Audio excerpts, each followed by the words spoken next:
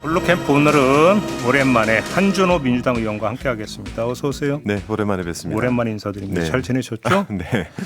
합당 얘기부터 좀 먼저 여쭤봐야 될 것 같은데 일요일 그리고 엊그제 화요일에 네. 연달아 기자회견을 두 번이나 여셨습니까? 네, 뭐 내용 자체는 첫 번째 기자회견은 지금 이제 그 제안을 한 합당에 대해서 일단 좀 멈춰달라라는 요청을 했고요. 두 번째 기자회견에서는 이 합당 자체를 지방선거 이후로 미루고 대신 여기에 대해서 수기 과정이 필요하니까 민주주의라는 게 뭐 수기민주주의, 뭐 대의민주주의, 뭐 직접민주주의가 있으니까 그래서 이 수기 과정을 위해서 당원들이 참여를 할 수 있는 당원 참여형으로 당내 논의 기구를 만들고 이를 통해 가지고 지방선거 이후에 그러니까 이해 당사자들이 많이 없는 지방선거 이후에 이 결론을 도출해보자라고 제안을 한 거죠. 그러면 좀 그림 좀 더 자세히 좀 그려주세요. 그 논의기구라고 하는 게 어떻게 구성이 될 수 있는 겁니까? 논의기구 자체는 지금 우리 민주당 내에서 이 합당에 대해서 찬반이 굉장히 거세지 않습니까?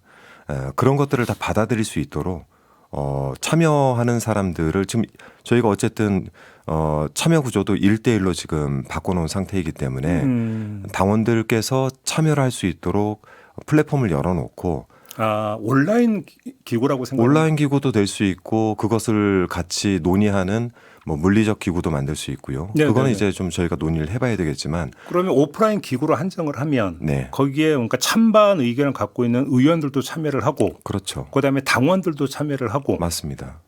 그러면 한 몇 명 정도로 구성이 될 수가 있는 겁니까? 예를 들어 저희가 지금 정치검찰 조작기소 대응 특별위원회가 저희가 17명으로 운영을 하고 있습니다. 그럼 예, 내부 예. 변호사들도 계시고요. 예. 당내 의원들도 계십니다. 예. 그러니까 이런 것들을 당이 계속 가지고 가면은 지금 중요한 이슈들이 다 붙이기 때문에 그리고 이게 논란으로 비춰지기 때문에 일단 수면 밑으로 넣어서 이걸 네. 운영할 수 있는 기구를 만들자는 거예요. 그리고 그 안에서는 여론조사도 돌려볼 수 있는 거고요. 비공개로. 그리고 당원들에게 뭐 이런 것들을 물어볼 수 있는 플랫폼을 열 수도 있는 거고요. 이걸 또 안에서 의원들이 논의를 그러니까 다른 의원들 그룹들을 만나면서 이 논의를 이어갈 수 있는 사람들이 운영을 할 수 있는 거겠죠. 그러면 그러니까 기구에서의 논의는 공개되는 건 아니겠네요. 실시간 공개는 아니고. 그렇죠. 그렇게 가면은 계속 이 이슈가 수면 위에 떠 있기 때문에 예. 네, 저는 이거를 좀 수면 밑으로 가라앉히고 이런 여론들을 같이 모으고 이거를 논의할 수 있는 기구를 별도로 좀 두셔라. 그러면 지금 정청래 대표가 제안한 방안과는 상당히 좀 결이 다른데 네. 정청래 대표 같은 경우는 토론도 하고 그걸 생중계도 하고 네. 그다음에 전당원 여론조사도 한번 해보자 이랬잖아요. 그러니까 이 두 가지에 대해서는 제가 좀 우려 사안이 있는 겁니다. 전당원 여론조사를 하거나 또는 전당원 투표를 찬반 투표를 하면은 당론이 분열됩니다. 두 번째는 공개적으로 토론을 하게 되면은 일종의 의원들 좌표가 찍혀요. 입장이 다 드러나겠죠. 네. 예. 그렇기 때문에 그렇게 하면 분란이 더 가중되지. 이게 지금 현재 당이 제일 중요한 거는 이렇게 분열된 당론을 하나로 좀 모아가거나 또는 이 과정이 사실 시너지가 나야 되는데 그래서 지도부는 원래 과정 관리가 굉장히 중요한 거거든요. 네네네. 근데 과정 관리에 실패한 지도부 아닙니까? 지금 현재 상태로 왔을 네네. 때는. 그렇기 때문에 여기에 대해서는 인정을 하시고 잠시 논의를 멈춘 다음에 이 수기 과정 자체는 조금 물밑으로 내려서 수기 과정을 진행할 수 있는 기구를 만들자라는 겁니다. 그런데 아무튼 공개적으로 기자회견까지 열어서 그 제안을 하셨는데 네. 정청래 대표 측에서 혹시 좀 그 답변이 있었습니까? 아니요, 없었습니다. 전혀. 네. 어제 저희가 재선 의원 논의도 했지만 저는 어쨌든 현재 당직 있는 분들도 있고 재선 그룹들이 뭐 간사급들 당직하는 분들 뭐 시도당 위원장급들 굉장히 많지 않습니까? 당내 중심이니까요. 근데 그 안에서도 논의 자체가 그 정청래 대표님의 어떤 이런 그 기자회견을 열게 된 그런 배경 이런 걸 설명해 주시는 분들이 없더라고요. 네, 그래서 저도 궁금하긴 한데 뭐 어쨌든 지금 만나보질 못해서. 그런데 그러면 자 네. 지방선거 이후로 미루자. 그러면 한번 그렇게 한번 따라간다고 치면 네. 지방선거 2달 뒤에 당대표 경선이 있습니다. 네. 그러면 당대표 경선을 앞두고 합당 문제가 논의가 돼버리면 오히려 더 복잡해질 수 있고 그래서 또 그러면 전당대회 뒤로 미룬다고 한번 제가 가정을 해봐요. 말씀드렸지만 합당이라는 큰 문제는 사실 이해 당사자가 가장 적을 때 하는 겁니다. 네.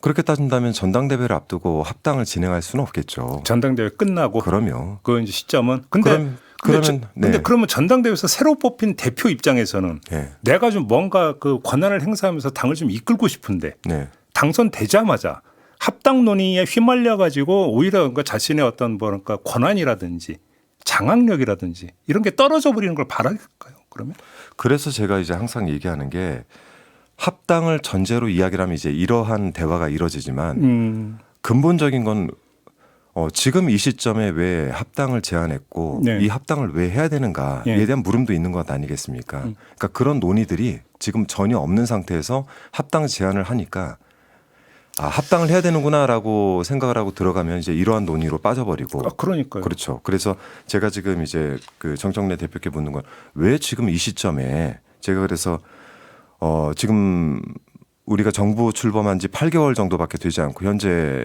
어쨌든 이재명 대표에 대한 평가가 좋은 편이고 시중에서 뭐 여러 가지 이제 경제적 상황들도 있고 민생 안정도 필요하지만 그 과정 자체를 보면 잘할 거라는 기대감이 있는 것 아닙니까? 네네네. 우선순위상에서 합당이 앞에 있진 않아요.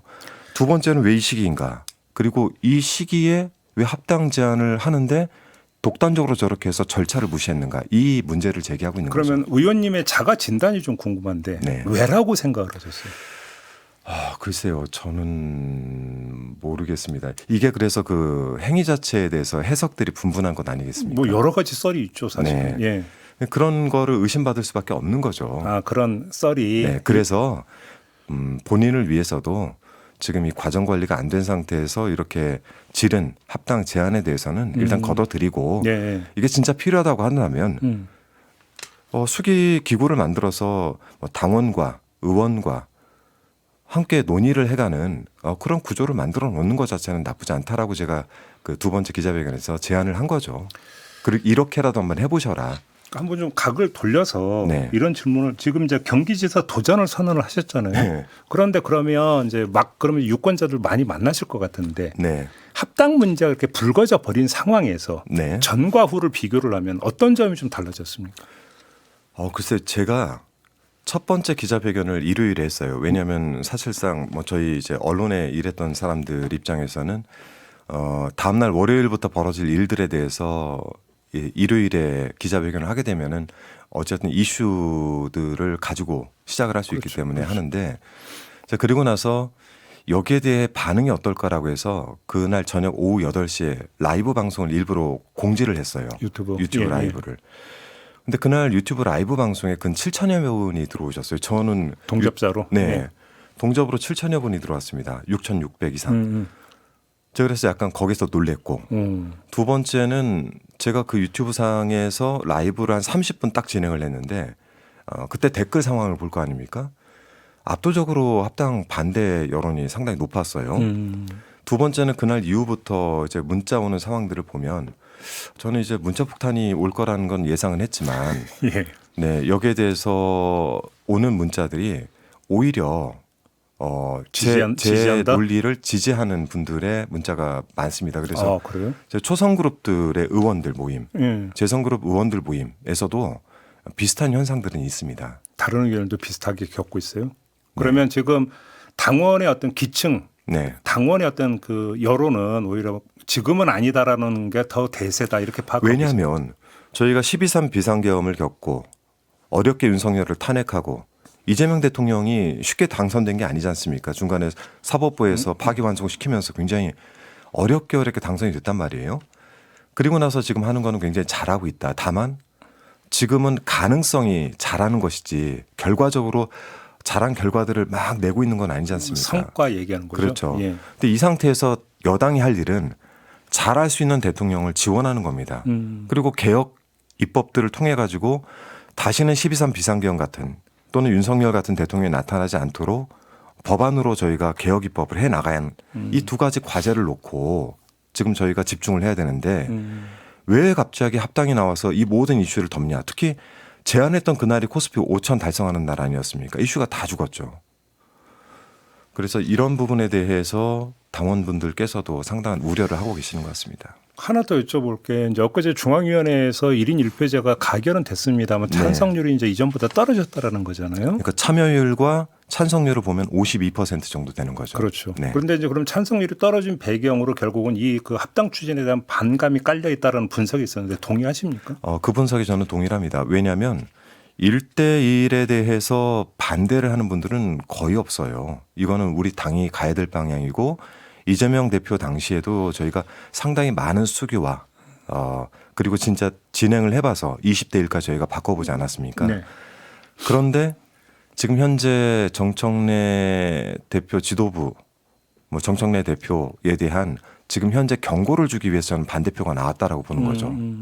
그래서 이 부분에 대해서는 오히려 이 신호를 그냥 무시한 채 계속 이제 합당 논의를 밀어붙이게 될 경우에는 오히려 좀 갈등이 더 커지지 않을까 생각합니다. 그러면 의원님의 주장대로 지금 여기서 일단 멈춤으로 간다고 쳐요. 네. 그럼 조국혁신당은 어떻게 받아들일까요, 그거를?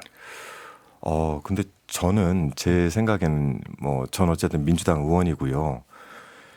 이 논의가 양당 대표 간에 어떤 논의가 있었는지 잘 모르겠습니다. 네. 그리고 갑작스럽게 정청래 대표께서 이제 조국 혁신당을 향해서 제안을 주신 거고 조국 혁신당도 역시 이 내용들을 논의를 했겠죠.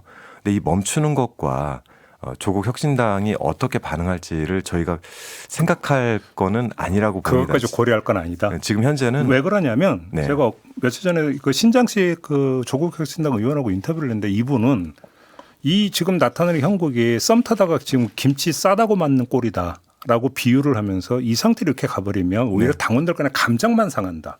이걸 강조를 하더라고요. 그렇다고 해서 이거를 더 밀어붙이면 감정이 가라앉을까요? 그건 아니다. 네. 아무튼 최선은 그럼 의원님이 보시면 여기서 일단 멈춤하고 모든 논의는 그 기구를 구성해서 거기로 네. 집중시키는 게 저는 가장 현실적이다. 맞습니다. 저는 일단 첫 단추를 잘못 깼다고 보는 겁니다. 네. 지도부의 가장 중요한 거는 지도부가 이 보스 기질을 가지고 막 끌고 가는 건 아니지 않습니까? 지금 당원 조건 시대로 가자라고 얘기하면서 1대1로 투표도 바꿔놨는데 이 상태에서 첫 단추를 잘못 깼으면 과정 관리가 잘못됐으면 인정을 하고 잠시 멈춰서 이 과정 관리를 잘 해나가는 게 더 중요하다고 생각을 합니다. 자, 그러니까 이제 청와대가 좀 사실 궁금한데 네. 청와대는 지금 전혀 입장을 이야기를 안 하고 있으면 그게 맞죠? 그게 맞습니다. 당무 개입에 해당이 될 수 있으니까 얘기를 네. 안 할 수밖에 없는데 그건 네. 충분히 이해가 되는데 그럼에도 불구하고 지금 전개되는 양상에 대한 생각은 있을 수 있잖아요. 그죠? 그럴 청와대에서. 수는 있겠죠. 어떨 거라고 생각하십니까? 미루어 짐작을 하신다면. 우선 제가 이제 과정 관리에는 여러 가지가 있었는데 네. 정청래 대표께서 제안을 주시고 네. 그리고 나서 뭐 논의가 된 것처럼 얘기하고 마치 이게 대통령님의 뜻인 것처럼 이야기를 했던 그때 저희가 이제 그 상당히 크게 반발했죠. 왜 이 논의에 대통령의 입장을 이야기를 하느냐. 네. 자꾸 대통령을 끌어들이느냐. 저도 그걸 크게 반발했거든요.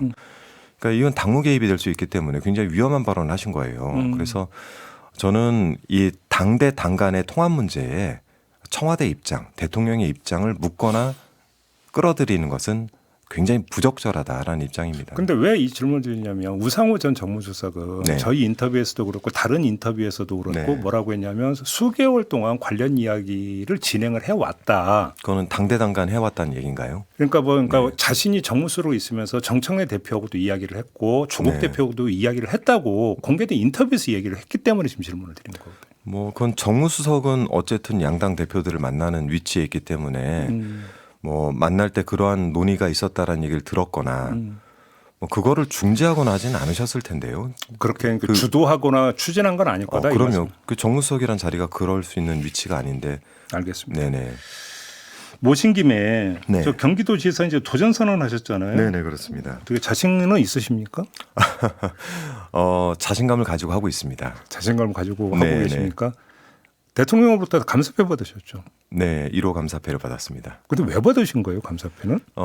제가 이제 대통령 특사를 3번 임명받았어요. 미국 그리고 이집트, 예. 볼리비아 이렇게 3번 임명을 받았는데 뭐 미국은 이제 트럼프 대통령께서 빨리 좀 만나자 하는 바람에 특사들 가기 전에 대통령께서 먼저 움직이셨고 그래서 못 갔고. 네, 맞아요. 그때 그 네. 말씀하셨어요. 예. 이집트 같은 경우에는 이제 뭐 그 국회 일정상 제가 못 갔는데 볼리비아는 그 대통령 취임식이 있는데 한 명이 일단 가야 될 거 아닙니까? 그래서 저에게 이제 다녀오라라고 이제 명령을 하셨고, 먼 길인데 거기는. 어우 굉장히 멀더라고요. 이틀 걸리더라고요. 예. 갔는데 이제 특사가 미션을 가지고 가는 경우가 많습니다. 이제 친서를 가지고 가는 경우도 있지만, 근데 볼리비아는 미션이 오더라고요. 오. 네, 그 미션 서류가 와서 열어보니까 수교 60주년인 거예요. 그 해가. 그래서 올해가 그래서 가면서 기왕이면은 이 비자 면제를 좀 중남미에서 유일하게 비자가 면제되지 않은 곳이 볼리비아였어요. 아, 그랬나요? 그리고 우윤이란 지역을 관광객들이 한 해 12,000명 들어갑니다. 한국에서. 근데 이 비자가 또 잘 안 나와요.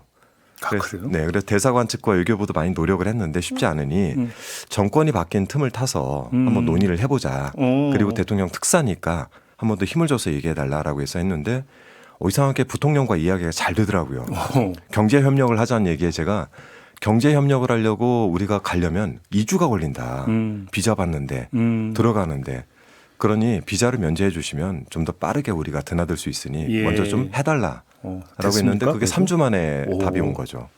아, 성과가 있었군요. 네네. 제가 지금 이 질문 드리려고 했어요. 그때 특사로 파견된 민주당 의원이 한둘이 아니었거든요. 14팀이 갔습니다. 그러니까요. 네. 근데 감사표 받는 게 의원님만 받으셨습니까? 그때 특사 파견됐던 의원들 다 받으셨나요? 저만 받았습니다. 아니, 그러니까. 그래서 그때 다른 해석 많이 나왔잖아요. 네, 뭐 그런 것도 있을 수 있고 어쨌든 대통령께서는 그렇게 지시했던 원래는 이게 그 특사 성과가 있었기 때문에 성과 보고회가 있었어요. 공개적으로. 네. 공개적으로 있었는데 그 전날 대통령께서 정원호 구청장 칭찬글을 쓰시는 바람에 그러니까 같은 맥락으로 좀 감사표도 해석하는 보도가 꽤 있었거든요. 네네. 그래서 원래 제가 다음 날 오전에는 정원호 구청장의 지역구에 가시는 일정이 하나 있었고 오후에는 이제 제 성과 보고가 있었는데 그 두 개가 다 캔슬됐죠.